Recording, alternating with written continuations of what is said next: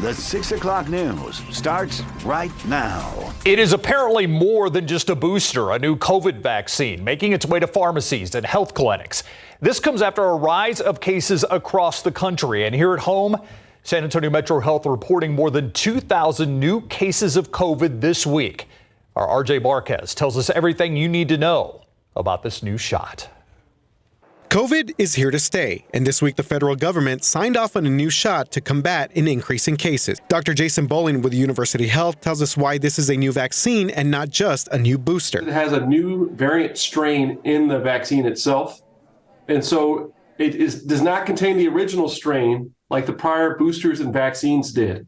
So it will not just be boosting something that people have already received. This new shot will target the variant that's currently circulating. It is one strain versus the last one that we had, which was 2 strains. So the idea is to kind of have a newer vaccine strain to provide better protection. Health officials want to simplify the COVID vaccine schedule, making it as normal as getting an annual flu shot. The Centers for Disease Control and Prevention also recommends all Americans 6 months and older get the new dose. They're trying to reset the strategy, right? They want to improve uptake and they want people to be protected. We want everybody to get the dose of COVID vaccine so that they're up to speed for this upcoming respiratory virus season. Dr. Bowling says testing of the new vaccine has shown no new side effects. It's really built in the same platform, so really no new side effects have been noted so far. It is an additional layer of protection, so it protects against more severe outcomes. It reduces your risk of going to the hospital or dying from COVID-19. The new vaccine is already rolling out and will be available soon. CVS says its locations will begin receiving it this week. H-E-B expects its first shipment by this weekend, and Walmart also expects to have it available within the next week. RJ Marquez, KSAT 12 News.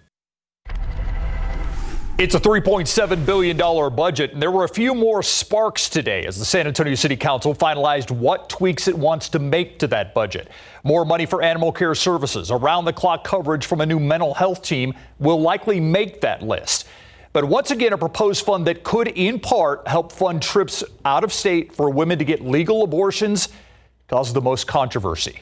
Garrett Berger in City Council chambers, where the council will vote tomorrow whether to include any of that in the final version of that budget. Garrett. Now, abortion advocates have specifically asked the City Council to fund what they call a so-called reproductive health fund to the tune of $500,000 for next year. Now, those advocates have explicitly said that part of it could be used for helping to pay for travel and lodging as women, or for women who are seeking abortions out of state. Now, other possible uses include contraceptives and reproductive health education. Now, the council members themselves would actually have to nail down exactly what they'd want this to be used for, though most of them have expressed some sort of support for some version of the fund. Now, one of its biggest supporters, West Side Councilwoman Terry Castillo, has confirmed that helping groups that fund women's travel to out-of-state clinics would ideally be one of the uses of the fund. She and other members today suggested using part of the money that's being considered for Morgan's Wonderland go instead towards funding the idea for a second year. Northeast Side Councilman Mark White, the most conservative member of the current council, remains the only one to have publicly opposed the idea, pointing out today that the Archbishop is also opposed helping fund out-of-state travel for abortion. And that was actually before what happened in the last hour here, where we had council folks suggesting we take money from disabled care for disabled children and put it towards abortion access. I wonder what he would say about that now. He has also raised concerns about the legality of the idea. Now, the city attorney has said this idea would not be criminal, but there could be a risk of a lawsuit under a Texas law that allows anyone to sue someone who aids or abets an abortion after 6 weeks. At Councilman White's urging, the council discussed the risk of those lawsuits behind closed doors. Now, even if council members do add this fund to the budget tomorrow, as it seems likely they will, the city manager says they'll still have to hammer out the details of what it would be used for, likely happening at a later date. Live outside City Hall, I'm Garrett Berger, KSAT 12 News. We'll continue to follow it. Thank you, Garrett. Now, West Side family pleading for your help tonight. Police say a driver ran over a paralyzed Army veteran and didn't stop to help. 75-year-old Robert Juarez being kept alive by a ventilator. Back on September 1st, police say Juarez was on his motorized wheelchair on the sidewalk of Whitewood near Military Drive. They say a driver was backing up and hit Juarez, tipping him into the street. They stopped. But police say another driver who was behind the wheel of a white GMC SUV ran over Juarez, dragging him down the street. That driver, police say, failed to stop and help. Juarez's daughter says someone in the community has to know who that driver is. How can you just leave a person on the floor and hurt? I mean, I don't know. I don't understand that. I don't. But he's fighting for his life right now, and I just hope and pray that he'll pull through. If you know anything about this case, you're asked to call the San Antonio Police Department. That number, 210-207-7273. Let's go to the courtroom now. The murder trial of an accused hitman resumed. John Cantu accused of being the trigger man in a murder-for-hire plot. Today in testimony, the jury heard how the victim, Mike Perez, this man, was found in February of 2019. Police officer Frank Lopez responded to a welfare check of a man lying near a roadway on the south side. Lopez described to the jury what he saw when he got to the scene. As I'm approaching, I'm looking for, some type of breathing, the rising and fall of his chest. I did not see that. And then when I approach closer, that's when I can see a pool of blood accumulating underneath the face of the victim. The officer's body camera footage from that night also shown to the jury. Perez was allegedly killed after Cantu's sister-in-law, Cristina Rodriguez, paid Cantu $500. Rodriguez and her husband, John Cantu's brother, Manuel Cantu, are also facing capital murder charges in this case. They've yet to go to trial, though. Testimony in John Cantu's trial will continue tomorrow. If he's found guilty, he is automatically sentenced to life in prison without the possibility of parole. A federal appeals court has set a date of October 5th to hear oral arguments in the border buoy case. The floating barrier was installed as part of Governor Greg Abbott's border security initiative, Operation Lone Star. Last week, the appeals court ordered a temporary freeze in this case after Texas requested a stay. The freeze came just 24 hours after a U.S. district judge had ruled that the White House could order Texas to remove those buoys covered in razor wire. Water levels at Canyon Lake at a record low, but business owners say there is no reason to shy away from visiting the lake and still having some fun out there. Sam Painter, a business owner in Canyon Lake, says in spite of the record low water levels, Canyon Lake has been and still is open for business. You can still come out to Canyon Lake. You can have a great time. You can come out and barbecue with your family. You can hit a kayak. You can hit a paddleboard. You can come out here with a captained boat without a problem and still be safe.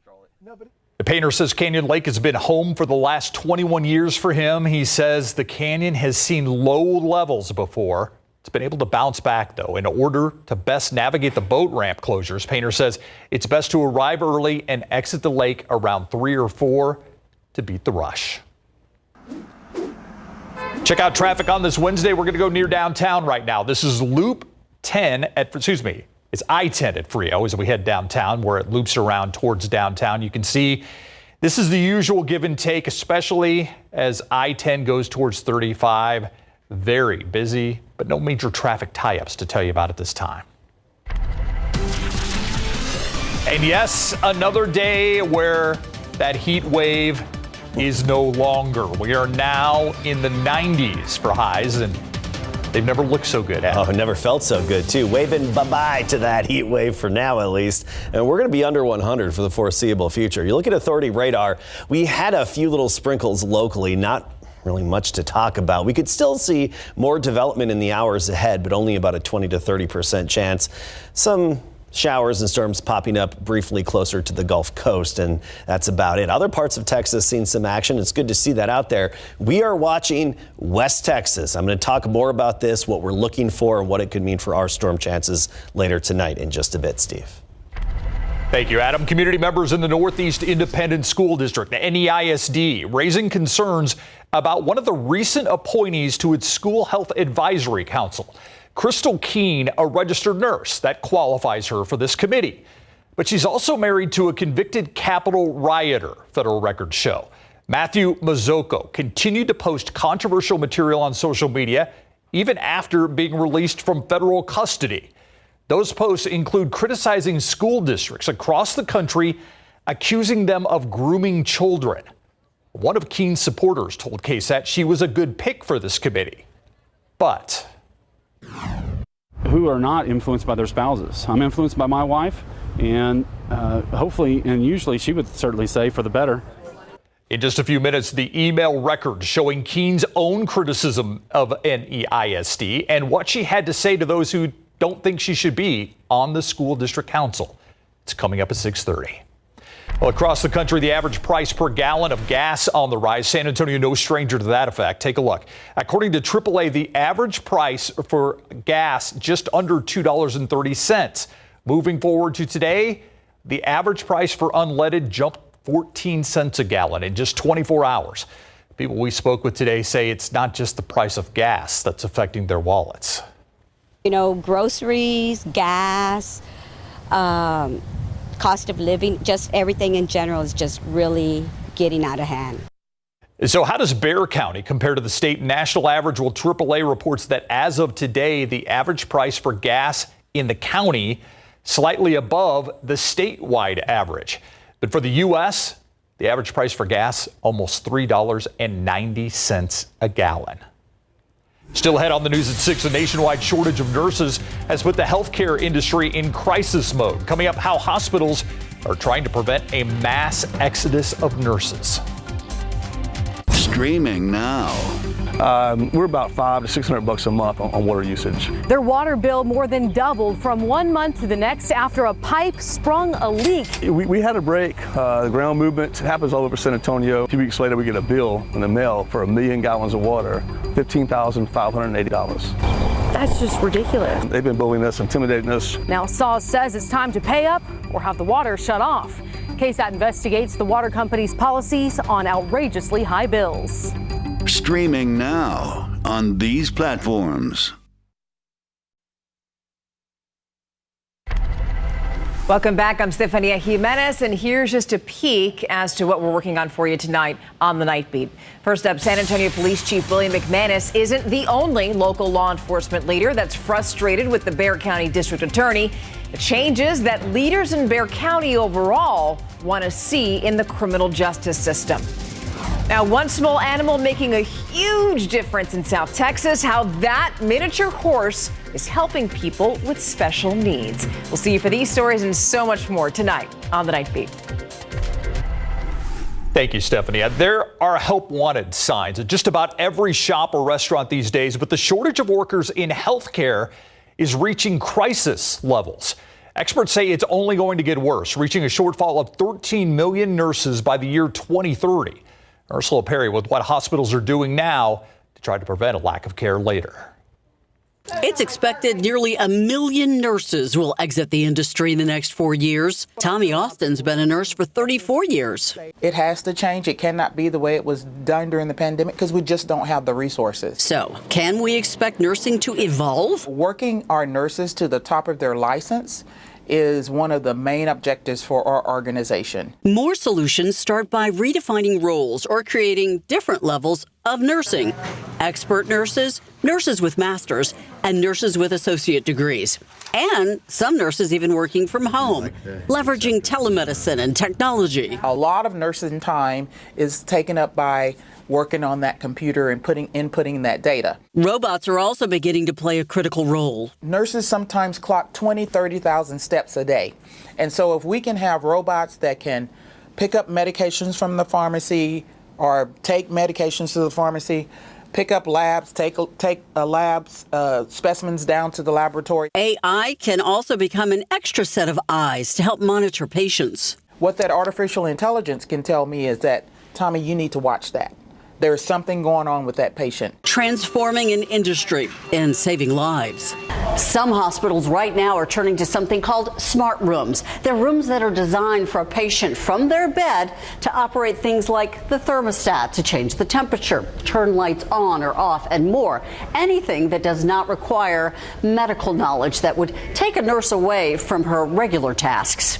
As for how much money nurses can make right now, they make a good living, $80,000 to $200,000 a year. Ursula Perry, KSAT 12 News. All right, so we've got the cooler temperatures. We could actually use a little more rain, Adam. What are our rain chances? Yeah, we could. Now, for tonight, we have them at 30%. However, there is the off chance that we could be increasing those over the coming hours. We're just not convinced of it yet. So let's talk about that situation and what I'm referring to. You can see those rain chances at 30% through the night and early morning tomorrow. We're watching Mexico and West Texas for further thunderstorm development. It's this area that I'm going to highlight here. Alpine down to Big Bend National Park, Fort Stockton area, and on into Mexico. This area we're watching for more thunderstorm development really just over the next 3 hours. And should thunderstorms develop more and start to come together, then we could get in on the leftovers and get in on some of that action as the steering flow could push it our way. So we're in an unsettled weather pattern, just not a very defined weather pattern. It's these subtle little ripples in the flow that can help kickstart these showers and storms on a whim. And this is what we're watching on our evening whim here over the next few hours. And the steering flow could then push some of that our way. Higher chances of rain if that happens closer to the Rio Grande, but even locally we could get in on some of that shower and thunderstorm activity. We're just not fully convinced of it yet, so we're not going to increase those rain chances until we actually see it come together. More isolated opportunities for rain Thursday night, and then Friday and Friday night, we have more optimism in terms of the rain coverage and our potential around here, being about half of our area to maybe even a little bit more Friday night into early Saturday. The exact timing of that is very up in the air. Like I said, it's an unsettled weather pattern, but not a very well-defined weather pattern. But you look at our futurecast for Friday, and this is just one computer model representation, but it does show some nice coverage moving in at some point late Friday into early Saturday. The possibility exists that it could affect Friday night football games and big game coverage. So we'll keep you updated on that. 93 our high temperature today, but look at the difference across the state. Rock Springs 82, Junction 80 degrees. 69 in Lubbock and Amarillo, Midland 74. They're on the cooler side of that boundary. Same boundary we were talking about yesterday. So 10 to 17 degrees below average in North Texas and parts of West Texas. The thick clouds helping out, keeping their temperatures down, but fall-like just off to our northwest. 87 at 8 o'clock. By 10 o'clock, we're 82. Midnight, we're at 79 degrees. And tomorrow, we'll have a 20% chance of rain throughout the entire day. For the afternoon and evening, it's up to 30%, so more of the same. 75 at 7 a.m. By noon, we're at 87 degrees, a mixture of sun and clouds like the past few days. 96, our high temperature, we think officially at the airport. South side, 98. West side, 98 degrees. Comfort and Canyon Lake, 94. Floresville at 99. Notice those high temperatures under 100, and actually mostly just low to mid 90s. I'm liking this trend. And by the way, coming up at 6:45, an update on the tropics and Hurricane Lee. Did you hear Larry booing you? I did, yes. Yeah. It's all right. I can take it, He gave you a Larry. thumbs down, too. I think he really wanted you to know. Good. If you're going to do it right. Yeah, he's not approving that Friday night rain. No, say thumbs down, Kasky. Here you go. How about a thumbs up to the Cowboys defense? I thought they'd be good. Yeah. I didn't expect what I saw on Sunday night. And you know what? They have the second overall ranked defense in the NFL. You know who's number one right now after 1 week? The Cleveland Browns. Wow. Yeah, go figure. So, hey, Micah Parsons of the Cowboys have been preaching all summer long. This is the type of defense they want to have. Plus, no more Max for the Texas Rangers coming up.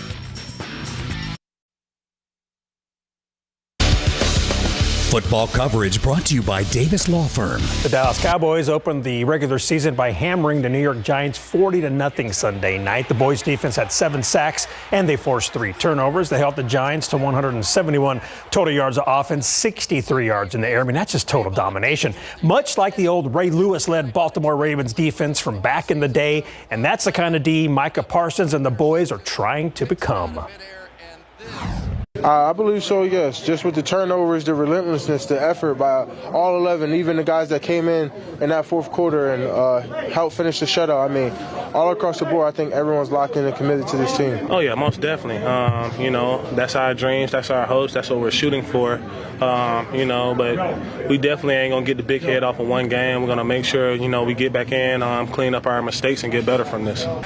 The Cowboys are flying high into their Week 2 matchup with the New York Jets Saturday, 3:25 p.m. at AT&T Stadium, and the boys are favored by 9. In college football, it's back to work for G.J. Kinney and his Texas State Bobcats, who lost the Roadrunners 20-13 Saturday at the Alamo Dome. Certainly not the outcome coach wanted, but now it's time for the Bobcats to turn their focus to the Jackson State Tigers, who are 2-1 on the young season. So how does coach keep his guys from underestimating the Tigers? I think, last week, the UTSA game, obviously we weren't favored or anything like that, but I think that probably caught our attention. Hey, we got to, the details matter. And we were preaching that last week. It's one of those deals where you got to go out there and play the game. So I think it's one of those deals we got to come out here and we got to play really well. I think we need to start fast. Like you said, UTSA and Baylor come out with a 3-and-out. That's not good enough. We got to come out here and put points on the board early and kind of establish that dominance. And hopefully we can do that. If not, we got to bounce back, continue to fight and scratch and claw, and just want to win. Whatever, if it's 13-10, if it's 3-0, if it's 61-58, whatever it is, just come out here with a win. This will mark the Bobcats' home opener and first ever game at Jackson State. Kick is set for 7:30 Saturday night at Bobcat Stadium. At 5 o'clock, we told you about a very generous couple who donated $70,000 to West Campus High School athletics. After that couple saw a story that KSAT 12 Sports aired on the West Campus varsity football team. It just goes to show you just never know who's watching and the impact stories can have. And Coach, he's just blown away by the donation. It's huge. This is going to mean a lot for us. It's going to go a real long way for us to be able to purchase a lot of different things. Really put that investment that they made in us, we're going to put it directly back into the kids, and really, help change and keep changing the culture of what we've been trying to do here. It's going to really help us build the pride that we already have going on and really just take it to the next level. That is awesome. West Campus will play at Austin Achieve High School Friday night at 7. Texas Rangers right-hander Max Scherzer will miss the rest of the regular season because of a strained muscle in his shoulder. Rangers general manager Chris Young also says it's unlikely that Scherzer would be able to pitch in the postseason if Texas qualifies for the first time since 2016. He left last night's game at Toronto in the 6th inning of a Rangers win. That's a massive injury for the Rangers. Oh, man, just not something they could afford. So, bad luck so far for that team. Yeah. Thanks, Larry. We'll be right back with our KSAT Investigates report.